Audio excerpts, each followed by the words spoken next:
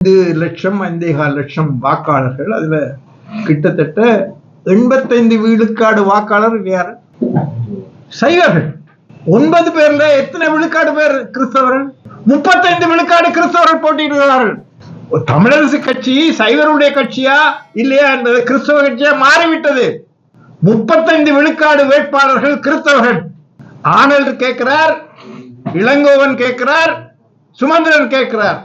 9 பிடிச்சா 3 33 35 விழுக்காடு இருக்கிறது. ஆக கிறிஸ்தவ இந்த கிறிஸ்தவ வாக்காளர் தொகையே 10-12க்கு மேல இல்ல. இது கிறிஸ்தவ நாடாது.